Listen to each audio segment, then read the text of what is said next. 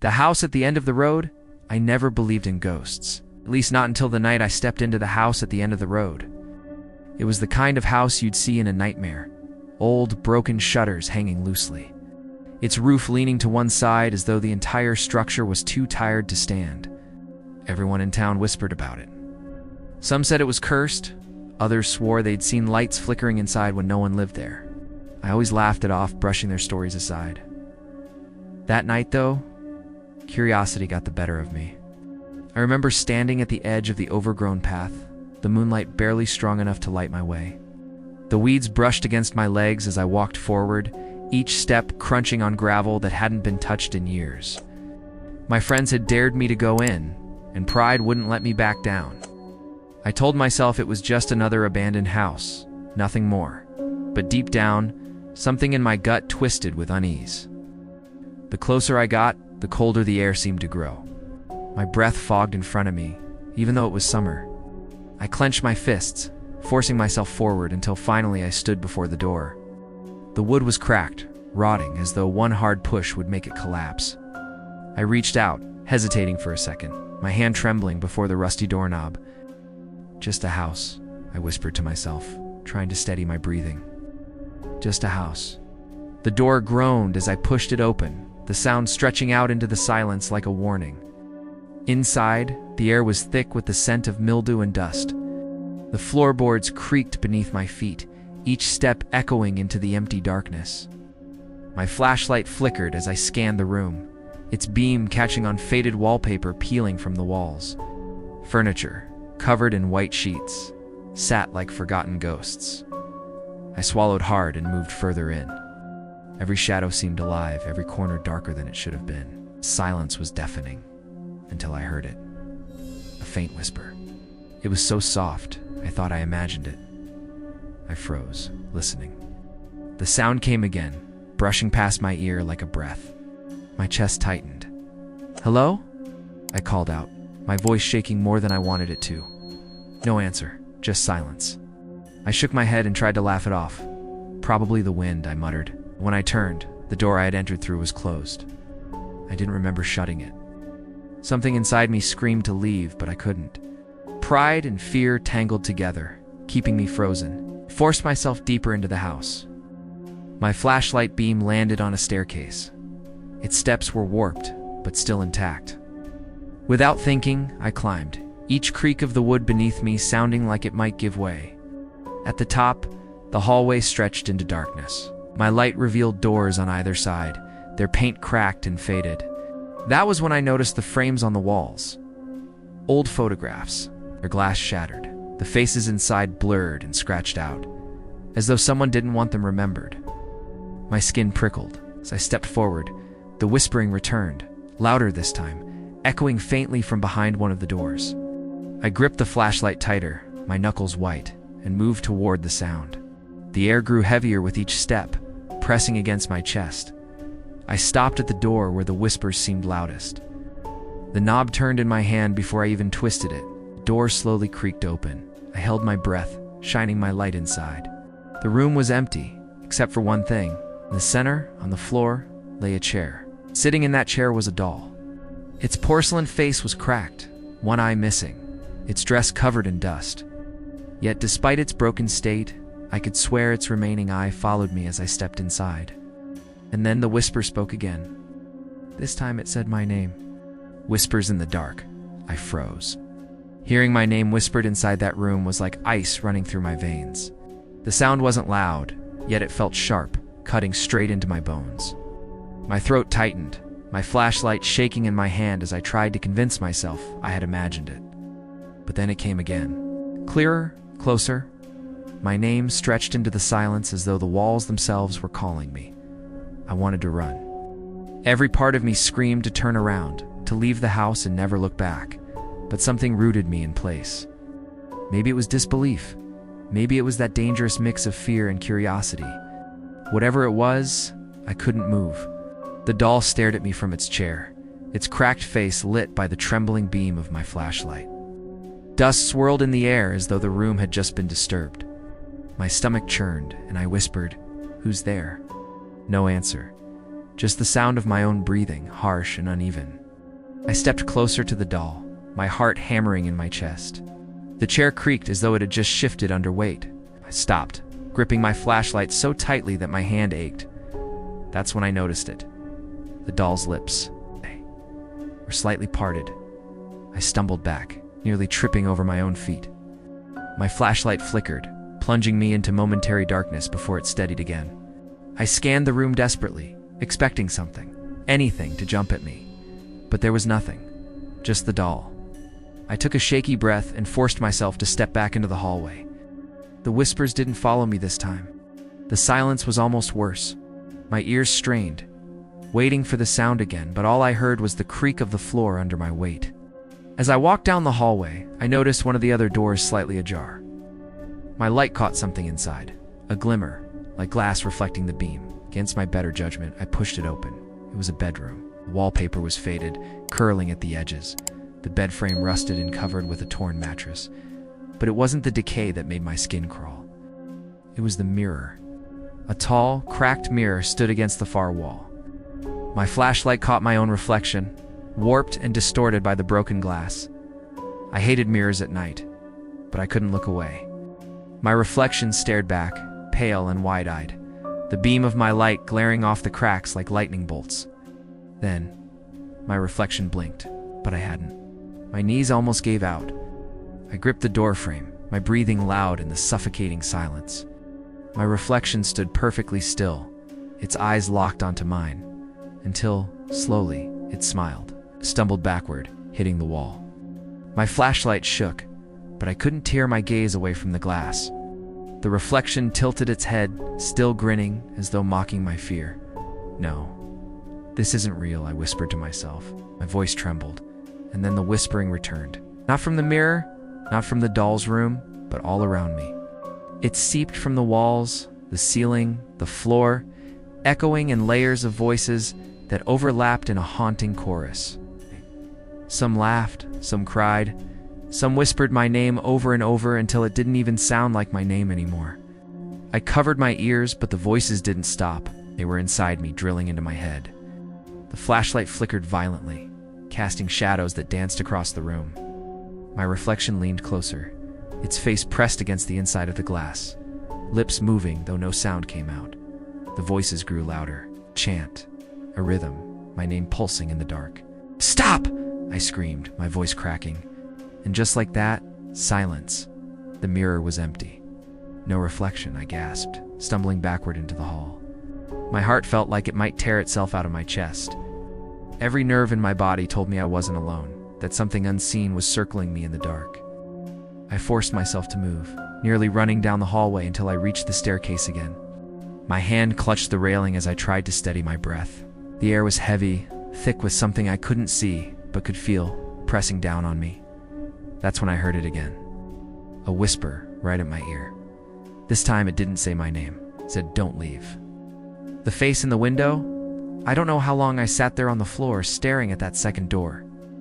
My hands trembled so badly, I had to press them into the wooden boards just to keep them still. My body was begging me to leave, to escape this nightmare, but my mind was trapped between fear and disbelief. The house was wrong. It didn't obey rules. I had opened the front door expecting freedom, but instead I was faced with nothing but endless blackness. And now this new door, ancient, cracked, and waiting for me, seemed to breathe in the silence. I crawled backward until my shoulders hit the wall. That's when I noticed something out of the corner of my eye. The window. It was the first time I had really looked at it.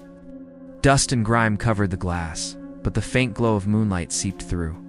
My heart skipped. If the front door didn't lead outside, maybe the window would.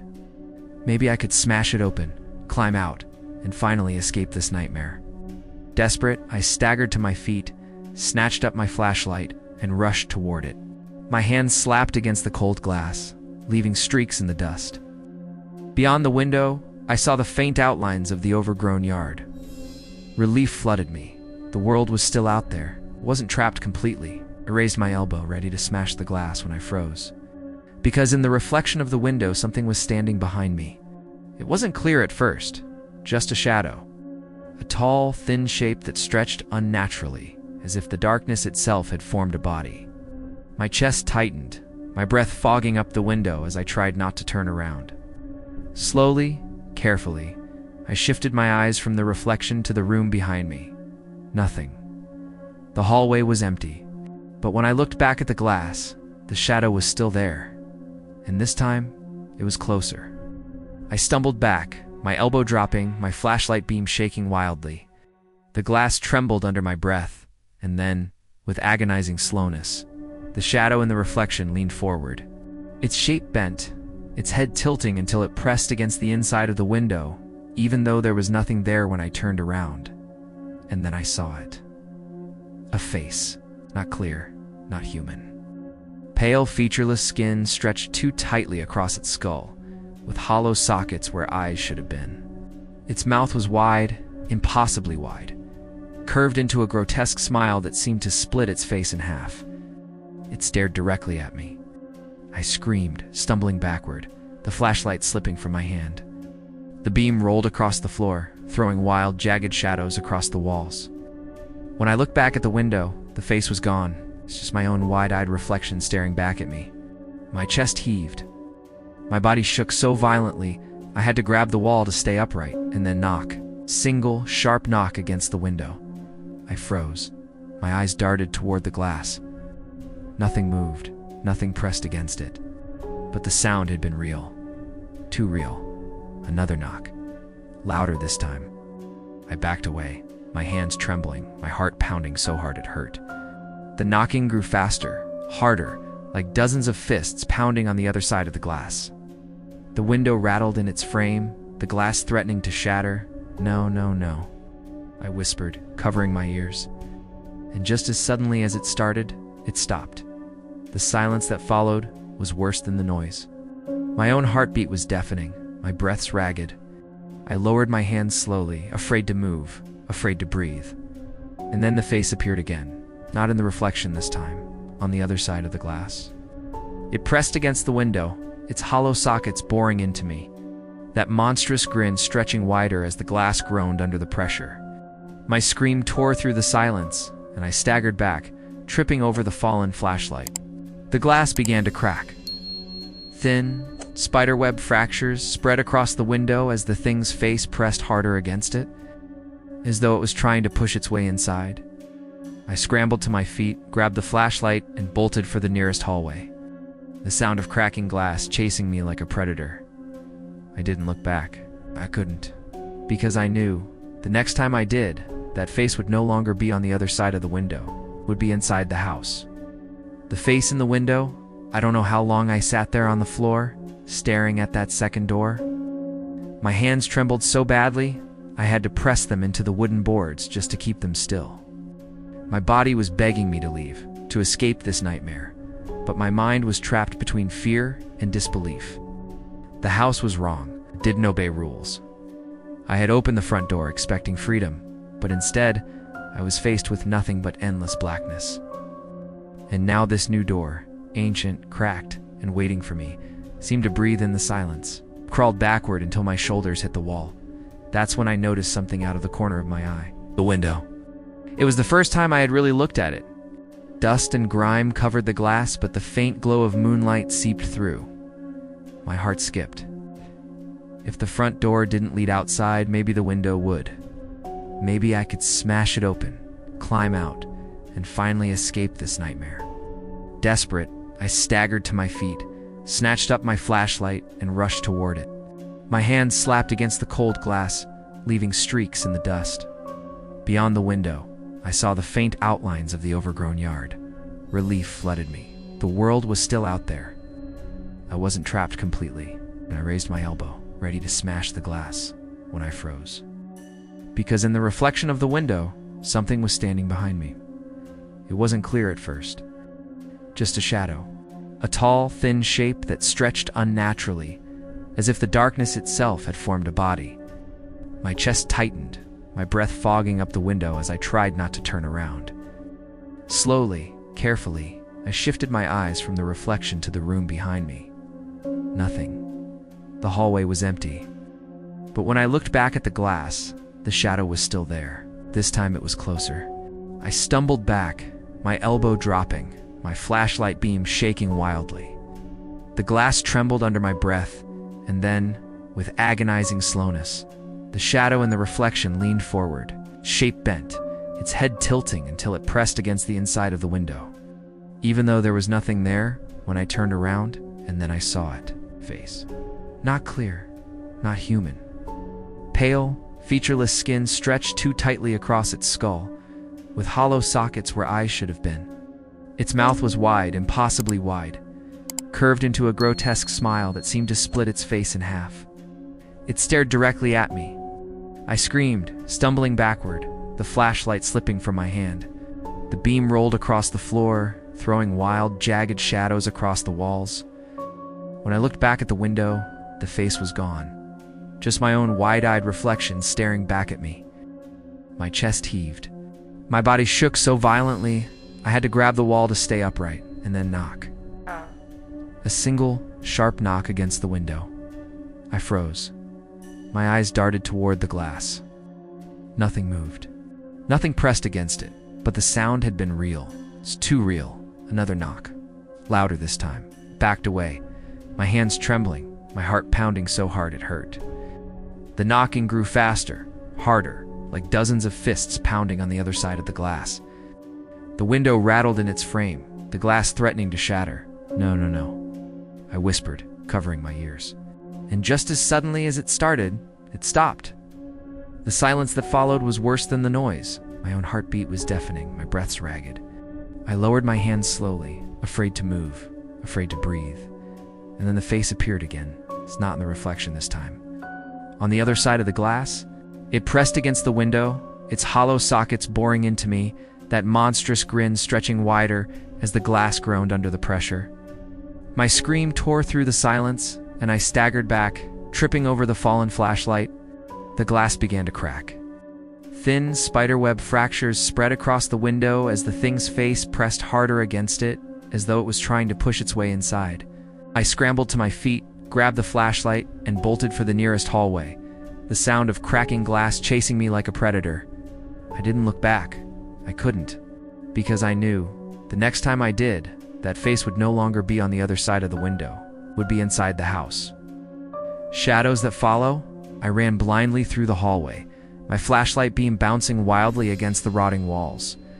My lungs burned, my heart pounding so loudly it drowned out everything else. The sound of cracking glass still echoed in my head. The memory of that face pressing against the window burned into my mind. I didn't stop running until I reached the far side of the house.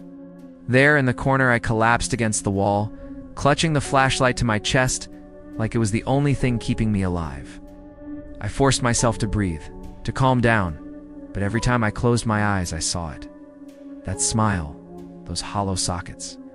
The silence was unbearable. I strained my ears, listening for footsteps, for whispers, for anything. For a moment, there was nothing. And then, faintly, I heard it. A shuffle. It was soft, but unmistakable. The sound of something dragging itself across the floorboards. I raised the flashlight, my hands trembling. The beam lit up the hallway in front of me, empty.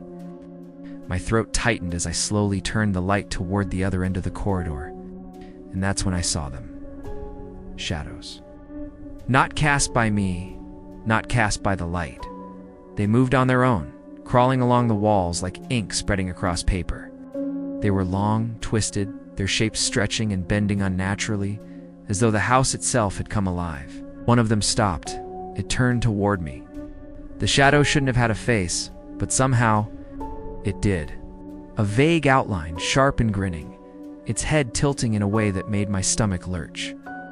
I staggered back, my shoulders slamming against the wall. The beam of my flashlight trembled as I tried to hold it steady, but the shadows didn't flinch from the light. They only crept closer, sliding along the walls, the floor, the ceiling, surrounding me. My legs felt like lead. Panic surged through me, but I forced myself to move, to run again. I bolted down the hallway, the shadows stretching along with me, keeping pace, always just a step behind. The whispers started again, not faint this time. Loud, echoing through every corner of the house. My name, over and over, 100 voices, maybe more, each one different. Some calm, some screaming, some laughing. They overlapped until I couldn't tell them apart. I turned into another hallway and nearly dropped my flashlight. The walls were covered in writing, words scratched into the wallpaper, carved into the wood. My name repeated hundreds of times in shaky, uneven letters. Some fresh, some old, some written so deep the wall itself was splintered. My stomach turned to ice, and then from the corner of my eye, I saw movement. A shadow peeled itself off the wall. It didn't crawl like the others. This one stood. Tall, solid. Its shape was human, but wrong. Too thin, too long. Its arms hung lower than they should, its fingers stretching into sharp points. It stepped forward. I froze. My body refused to move, even as my brain screamed to run. The thing tilted its head, the motion jerky, unnatural. Then, slowly, it began to walk toward me. Each step was deliberate, heavy, as though it wanted me to hear every creak of the floorboards beneath its feet. "No," I whispered, backing away. "Stay away from me." The shadow didn't stop. I turned and ran again, my legs barely obeying me. The flashlight flickered, its weak beam threatening to go out completely. Behind me, I heard footsteps now, long, slow, but steady, following, always following. I didn't dare look back. I stumbled into what looked like the living room, dust swirling in the beam of my flashlight. Old furniture loomed in the darkness, their white sheets stained and sagging. I ducked behind a broken sofa, crouching low, clutching the light against my chest. My breaths came in shallow gasps as I tried to silence myself. The whispers stopped. The footsteps stopped. Silence. For a brief moment, I thought I had lost it. And then the shadow moved across the wall in front of me. I hadn't even heard it enter the room. It stretched, warped shape, slid across the surface like oil, its head tilting as though it was searching. I clamped my hand over my mouth, trying to keep from crying out. My heart hammered so loudly, I was sure it could hear. The shadow paused. Its head turned. And even though it didn't have eyes, I knew. It was looking right at me. The night I couldn't escape the moment that shadow turned its faceless head toward me, my blood went cold. It didn't move. It didn't need to. The silence itself was enough to crush me. My flashlight trembled in my grip, the weak beam shaking across the floorboards. I held my breath, praying, begging that maybe, somehow, it hadn't really seen me. But then it stepped forward. The movement was slow, deliberate, almost taunting. The warped shadow stretched across the room as it slid closer, its jagged arms dragging across the walls like claws. I pressed myself deeper behind the broken sofa, my nails digging into the fabric. My heart was thundering so loud I thought it would give me away. And then, the light flickered. The flashlight sputtered in my hand, its beam cutting in and out. I slapped it, desperate, but every flicker seemed to invite the shadow closer. I dared one glance above the sofa, just enough to see it had stopped. It was standing in the middle of the room, facing me. I ducked back down, panic threatening to choke me. I didn't know what to do anymore. There was no escape, no way out. Every door, every window, every hallway only led me deeper into this nightmare. I was trapped. I squeezed my eyes shut, whispering to myself, "It's not real. It's not real." But even as I said it, the air grew colder. I could hear the floorboards creaking slow, heavy steps moving toward me. The flashlight died. Darkness swallowed everything. I couldn't breathe. I couldn't move.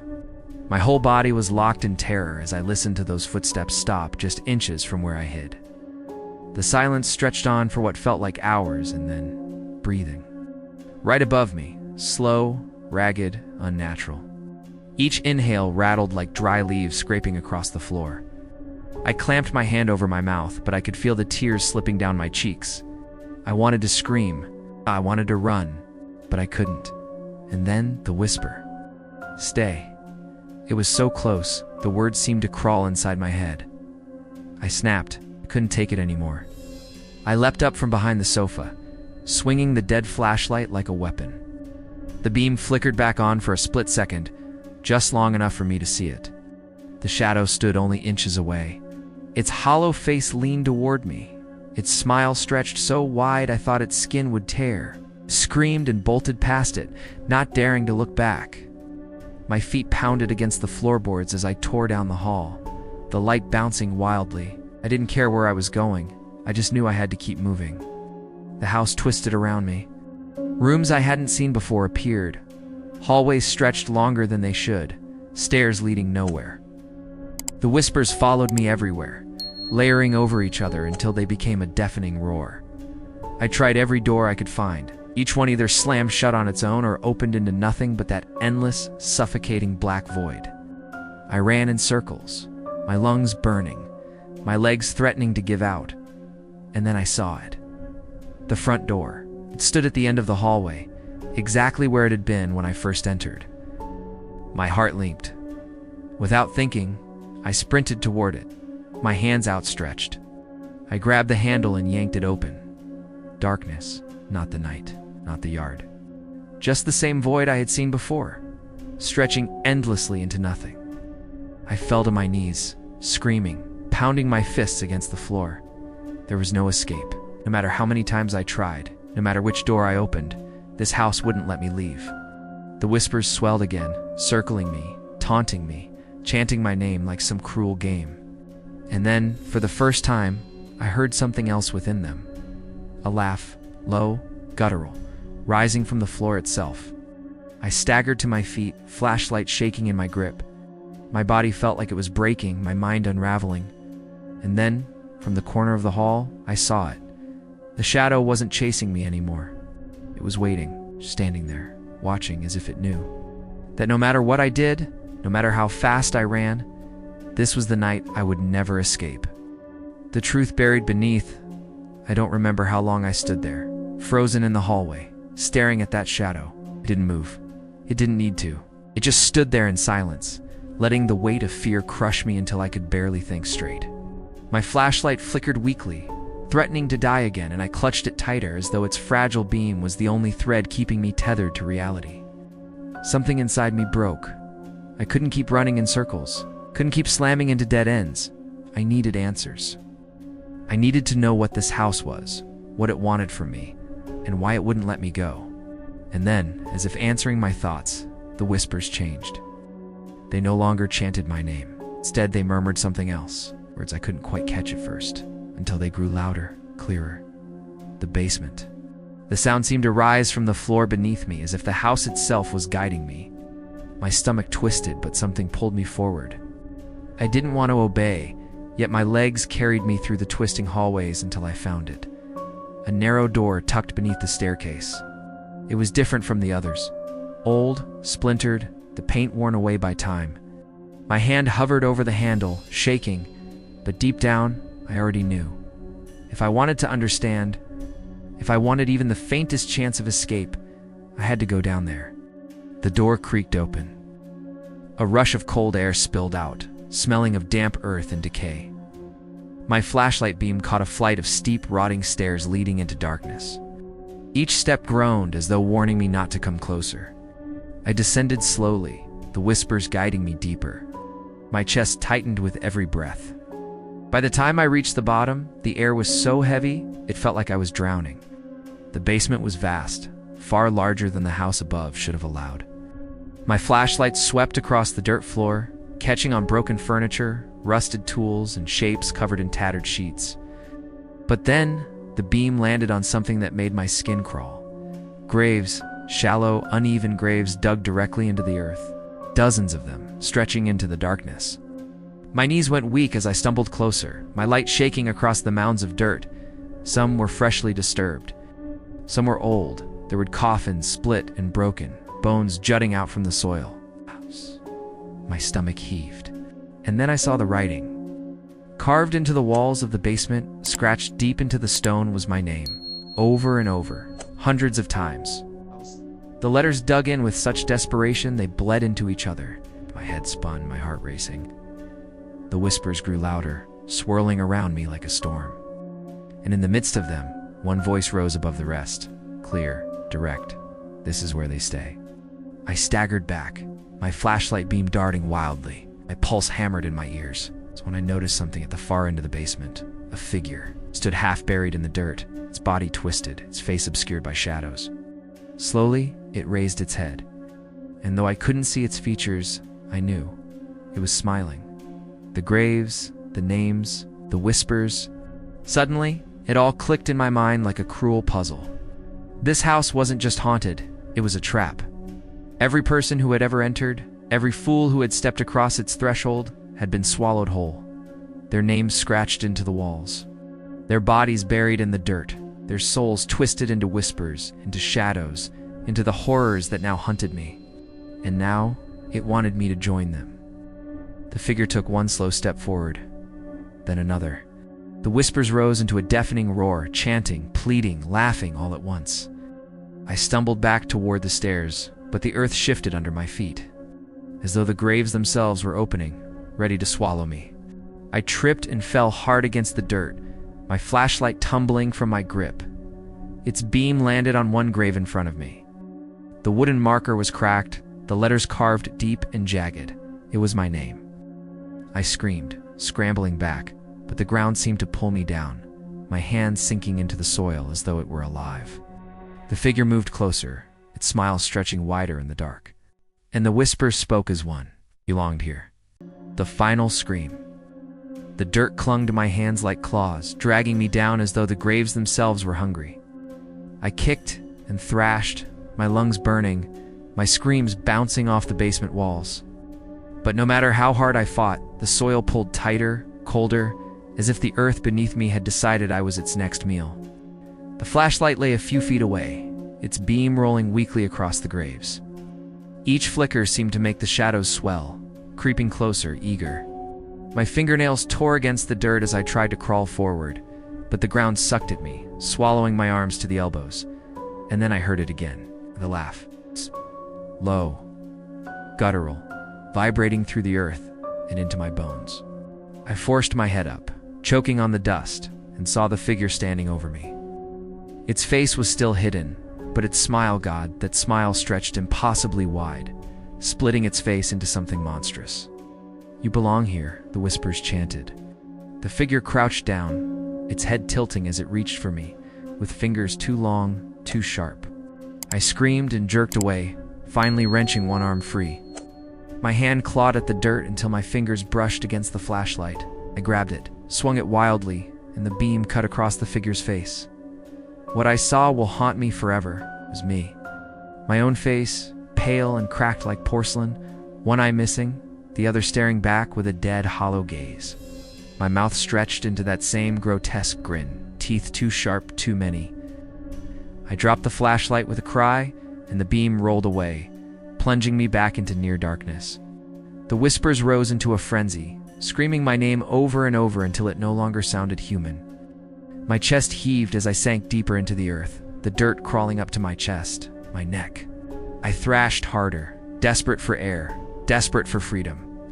My hands clawed at the soil, at the wood of the broken coffins beneath me.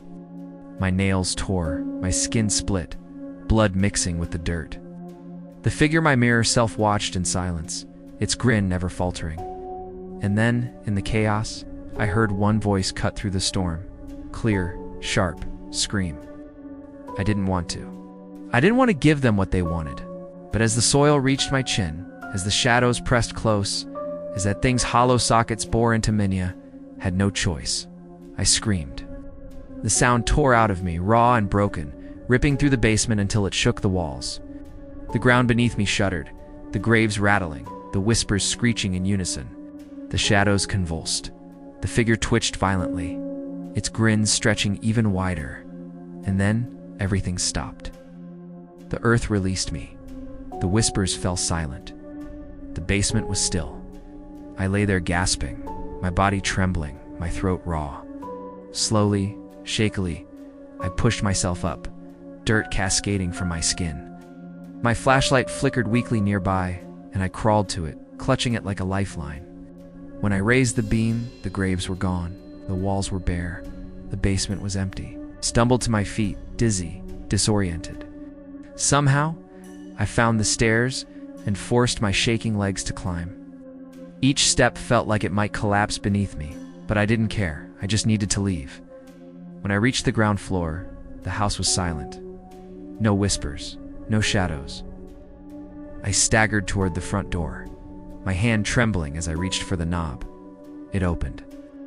And this time, beyond it was the night, the yard, the overgrown path under the moonlight. My breath caught in my throat as I stepped outside, the cool air hitting my face. Relief flooded through me, so powerful it almost knocked me to my knees. I was free, or so I thought. Because as I turned back, my flashlight beam caught the window, and in the glass, I saw a face staring back at me. My face, smiling. And that was the end of my nightmare. Maybe just the beginning. If you're still here, it means you made it through the darkness with me. But remember this: some houses don't just hold memories, they collect souls.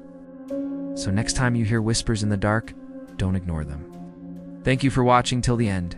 Your support means everything. If you enjoyed this story and want more terrifying tales, don't forget to like, share, and subscribe. Tell me in the comments, did you dare spend a night in that house?